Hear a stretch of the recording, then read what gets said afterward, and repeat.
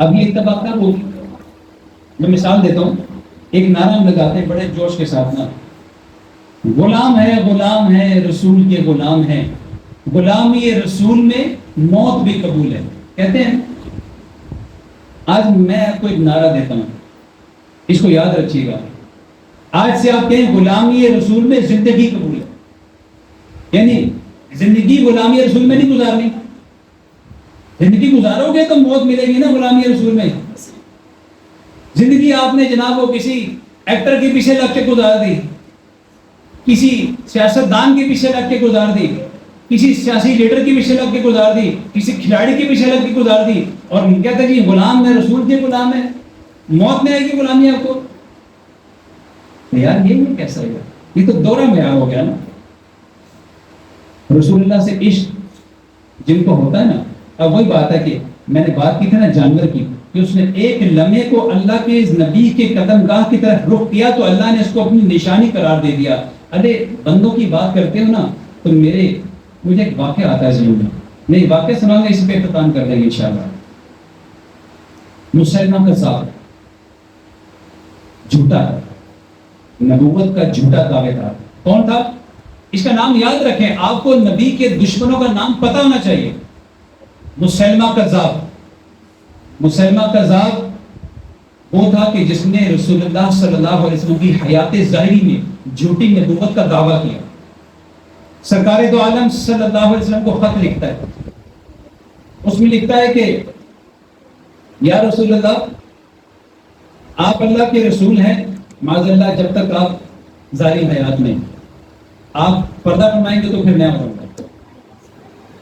دوسری آپشن لکھتا ہے کہ ایسا کرتے ہیں کہ مدینے کے اندر کے آپ نبی, مدینے کے باہر کا میں نبی, معاذ اللہ. تیسری شرط یہ لکھتا ہے کہ ایسا کرتے ہیں نبوت آدھی آدھی, جو کلمہ آپ کا پڑھے گا ساتھ میرا بھی پڑھے گا. سرکار صلی اللہ علیہ وسلم نے اس کو جب یہ خط پڑھا نا تو آپ کا چہرہ انور سرخ ہو گیا غصے سے. آپ نے اس کا جواب لکھا اور اس میں لکھا انت کاذب, تو جھوٹا ہے, اور نیچے لکھا من عند رسول اللہ صلی اللہ, یہ اللہ کے رسول کی طرف سے. اب مسلمہ کذاب کوئی عام بندہ نہیں تھا, اپنے علاقے کا وہ بادشاہ تھا, کنگ تھا, بہت طاقتور تھا, بہت فوج تھی اس کے ساتھ. سرکار صلی اللہ علیہ وسلم نے خط لکھ کر فرمایا کہ یہ میرا خط اس مسلمہ کذاب قاضی تک کون پہنچائے گا؟ مجمع میں خاموشی چھا گئی. مجمع میں خاموشی چھا گئی. اچانک ایک صحابی کھڑے ہوتے ہیں, حبیب بن عاصم رضی اللہ تعالیٰ عنہ. حبیب بن عاصم کا حلیہ ایسا ہے کہ کوئی 45-50 کے درمیان ایج ہے, 11 بچے ہیں, اور مدینے کی گلیوں میں کھجورے بیچا کرتے تھے. اس وقت بھی مجمع میں بیٹھ کے کھجورے کھا رہے تھے. جب آپ نے کہا نا کہ لبیک, تو وہ کھجورے کچھ منہ سے نکل کے صحابہ کرام کے لیے, صحابہ کرام کو صبر کر جا, پہلے کھا تو لے. فرماتے ہیں کہ میں کھاتا رہ گیا تو ادھر ڈیوٹی کسی اور کی رہ جائے گی. عشق دیکھیں. اب یہاں ایک پوائنٹ ہے, حبیب بن عاصم کو یہ نہیں پتا تھا میرے بچے 11 پیچھے, ان کی ذمہ داری ہے مجھ پہ, میں تو بوڑھا آدمی ہوں, میں کیا کروں گا, بہتر ہے کسی جوان کو موقع دیں. کیسے دیتے ہیں؟ ٹھیک ہے, یا رسول اللہ لبیک, میں حاضر ہوں. سرکار صلی اللہ علیہ وسلم دیکھ کر مسکرائے, تبسم فرمایا, اور راوی فرماتے کہ حبیب بن عاصم کو سرکار نے لباس بھی عطا فرمایا, چھڑی بھی عطا فرمائی, اپنی سواری بھی عطا فرمائی, اور وہ لباس زیب تن کرتے ہی وہی حبیب بن عاصم ایسے تھے لگ رہے تھے جیسے کوئی جرنیل, ایسے چھاتی تان کے چست کمانا. آپ بڑی شان و شوکت سے اس کے دربار میں پہنچے. مسلمہ موجود تھا دربار میں. آپ نے جاتے ہی تھک کر کے خط اس کے ہاتھ میں رکھا. کوئی دعا سلام یا مسلمہ کو یہ بات بڑی ناگوار گزری کہ اس نے مجھ سے اجازت بھی نہیں دی, نہ کوئی اس نے ادب کا خیال کیا, اور سیدھا آ کے اس نے میرے پاس اس نے سپاہیوں کو اشارہ کیا، سپاہیوں نے اس پہ نیزے سیدھے کر لیے، پھر اشارہ کیا کہ رک جاؤ جواب پڑھنے کو۔ جب اس نے جواب پڑھا تو اس پہ لکھا تھا انت کاذب، تو جھوٹا ہے۔ یہ پڑھا تو اب وہ تو غصے سے کانپنے لگ گیا، کہتا ہے تیرے نبی نے مجھے جھوٹا کہا ہے، تیرا اس بارے میں کیا خیال ہے؟ حبیب بن عاصم مسکرائے، کہتے ہیں اور چوٹیا میرا کی خیال ہے؟ جو میرے نبی نے آگے صحیح آخر، جو میرے نبی نے کہا ہے اس سے بڑھ کر کوئی کہہ سکتا ہے؟ بس جو انہوں نے کہہ دیا وہ حق ہے، انہوں نے کہا تو جھوٹا ہے تو جھوٹا ہے۔ سیدنا کہتا ہے حبیب پیچھے دیکھ، میرے سپاہی تجھ پہ تلواریں تانے کھڑے ہوئے ہیں، ایک میں نے اشارے کی دیر ہے اور یہ تجھے سر سے پاؤں تک چیر دیں گے۔ حبیب بن عاصم پھر مسکرائے، کہتے ہیں او مسلمہ اور چوٹیا، میرے 11 بچے ہیں، ان میں سے کچھ دودھ پیتے ہیں، کچھ نے ابھی چلنا شروع کیا ہے، کچھ دوڑنے والے ہیں، کچھ ذرا بڑے ہیں، میرا ہاتھ بھی بٹاتے ہیں۔ اور اللہ کے بندے، مجھے جب میرے نبی نے یہ ڈیوٹی دی ہے نا تو میں نے پیچھے مڑ کے اپنی اولاد کو نہیں دیکھا، تو آج میں تیرے سپاہیوں کو دیکھوں گا۔ اب مسلمہ کو اور غصہ ہے، اس نے کہا، اشارہ کیا کہ یہ ایک بازو کاٹ دو۔ مسلمہ کے سپاہی نے تلوار چلائی، الٹا بازو کاٹ دیا۔ بازو کاٹا، تکلیف ہوئی، تو بجائے تکلیف سے کہرانے کا پھر مسکرائے۔ جب مسکرائے تو مسلمہ کو غصہ ہے، کہتا حبیب ابھی وقت ہے، بتا تیرا کیا خیال ہے؟ تو مجھے سچا مان لے میں تجھے چھوڑ دوں گا۔ میں کہا چوٹیا، یہ بات تو ہو نہیں سکتی کہ جس کو حبیب کی آقا جھوٹا کہہ دیں تو وہ حبیب اس کو سچا کہہ دے، یہ ہو نہیں سکتا۔ تم میرے ٹکڑے ٹکڑے کر دے، میرے جسم کا ہر ٹکڑا تجھے جھوٹا کہے گا۔ اور مسلمہ نے اشارہ کیا، آپ کے ٹکڑے ٹکڑے کر دیں۔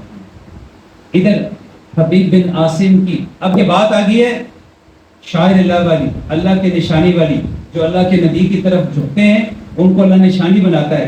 حبیب بن عاصم ادھر کٹ رہے ہیں، ادھر رسول اللہ کی آنکھوں سے آنسو جاری ہوتے ہیں اور فرماتے ہیں آج میرا حبیب مجھ پر قربان ہو گیا اور رب نے اسے جنت عطا فرما دی۔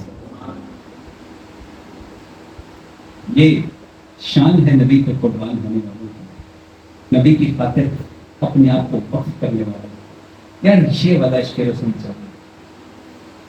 معاذ اللہ آج کوئی ایسی صورتحال تو نہیں ہے، لیکن کم از کم ہم اپنے نفس کے اوپر تو ایسی چیزیں لاگو کر سکتے ہیں کہ یار میرا عشق رسول یہ کہتا ہے کہ میں رسول اللہ کی سنتیں رہوں۔ بھلے یار تم مجھے جو مرضی کہہ دو، گھر سے نکال دو، مجھے تم جنگلی کہو، مجھے تم کچھ کہو، ملنگ کہو، میں رسول اللہ کی سنت رکھوں۔ میرے نبی کو نمازوں سے پیار تھا، میں ہرگز ہرگز ہرگز مر جاؤں گا، کٹ جاؤں گا، نمازیں نہیں چھوڑوں گا۔ میرے نبی کو جھوٹ سے نفرت تھی، میں جھوٹ نہیں کروں گا، میں غیبتیں نہیں کروں گا۔ اس طرح کی یہ ساری سنتیں اپنائیں نہ، کب اپنائیں گے؟ یہی تو بات ہے۔ ابھی جوان نے یاد رکھیے، انسان 2 چیزوں کے بارے میں غفلت میں رہتا ہے، ایک صحت اور ایک فرصت۔ انسان ہمیشہ یہ سوچتا ہے کہ میں بڑا صحت مند ہوں، ہمیشہ ایسا رہوں گا، ایسا نہیں ہوتا۔ دوسرا انسان کہتا ہے کہ او میرے پاس تو وقت بہت ہے، ویسے یہ کر لوں گا اس وقت۔ نہیں ہے، وقت آپ کے پاس نہیں ہے۔ آج کا دن وقت مل گیا نا آپ کو، تو کل کی پتہ نہیں ملے گا کہ نہیں ملے گا۔ اس لیے جو وقت مل رہا ہے یار اس کو اللہ اور اللہ کے رسول کی یاد میں گزار دو، اپنے آپ کو سنت میں اپناؤ۔ یاد رکھیے زندگانی بہت مختصر ہے، ہم لمحہ بہ لمحہ، ہر لمحہ اپنی موت کی طرف، اپنے انجام کی طرف بڑھ رہے ہیں۔ جو بچے ہیں وہ لمحہ بہ لمحہ اپنی گروتھ کی طرف، جوانی کی طرف آ رہے ہیں، جو جوان ہیں وہ بڑھاپے کی طرف جا رہے ہیں، جو بڑھاپے ہیں وہ اپنی قبروں کی طرف جا رہے ہیں۔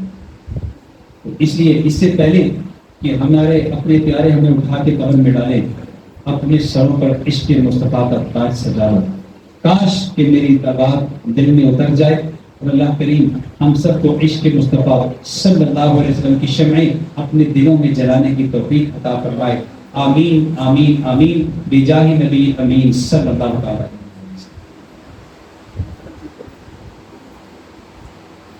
حق ہے اور میں اپنے باپ کی حق بات کو مانوں گا تو حق تعالیٰ بھی مجھ سے راضی ہوگا. ایسے ہی یہ بھی تعلیم ہے. آج اگر ہمیں اپنے آقا سے محبت ہے، اگر ہمیں اپنے آقا سے محبت ہے تو پھر ہمیں ان کی ساری باتیں ماننی پڑے گی یا نہیں ماننی پڑے گی؟ ماننی چاہیے کہ نہیں چاہیے؟ ان تم تحبون اللہ فاتبعونی یحببکم اللہ.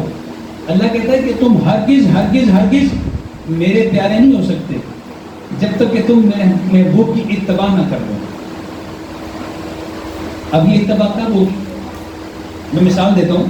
ایک نعرہ ہم لگاتے ہیں بڑے جوش کے ساتھ نا، غلام ہے رسول کے غلام ہے، غلامی رسول میں موت بھی قبول ہے.